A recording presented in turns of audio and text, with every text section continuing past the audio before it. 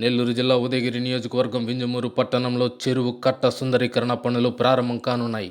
స్థానిక నీటిపారుదల శాఖ కార్యాలయం నుండి బంగ్లా సెంటర్ వరకు సుమారు 300 మీటర్ల పొడవున చెరువు కట్ట దిగువ ప్రాంతాన్ని 50 లక్షల వ్యయంతో అభివృద్ధి చేయనున్నట్లు జిల్లా డ్వామా గంగా భవానీ తెలిపారు. చెరువు కట్టను ప్రత్యక్షంగా పరిశీలించిన ఆమె పనులు నాణ్యతతో మరియు సమయ పాలనతో పూర్తి చేయాలని సంబంధిత అధికారులకు దిశానిర్దేశం చేశారు. ఈ సుందరీకరణ పనుల ద్వారా ప్రజలకు ఆహ్లాదకర వాతావరణం, నడకదారులు, పచ్చదనం మరియు భద్రతా సౌకర్యాలు కల్పించడమే లక్ష్యమని తెలిపారు. పట్టణ అభివృద్ధిలో భాగంగా చేపడుతున్న ఈ కార్యక్రమం వింజమూరు ప్రజలకు ఉపయోగకరంగా మారనుంది. ప్రజల సహకారంతో పనులు త్వరితగతిన పూర్తి చేసి అందుబాటులోకి తీసుకురావాలని అధికారులు తెలిపారు.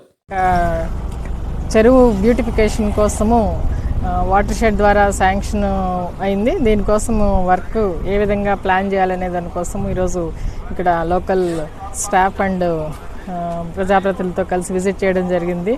దీన్ని పబ్లిక్కి ఒక మంచి ఆహ్లాదకరమైన వాతావరణంలో తయారు చేయాలనే ఉద్దేశంతో మన గవర్నమెంట్ ఉద్దేశము మరియు లోకల్ పీపుల్కి ఉపయోగపడేటట్టుగా ఉండాలనే ఉద్దేశంతో మనకి గౌరవ మినిస్టర్ గారు, ఎమ్మెల్యే గారు, గౌరవ కలెక్టర్ గారు ఇచ్చిన ఆదేశాల ప్రకారము ఈరోజు ఈ ట్యాంక్ని విజిట్ చేయడం జరిగింది.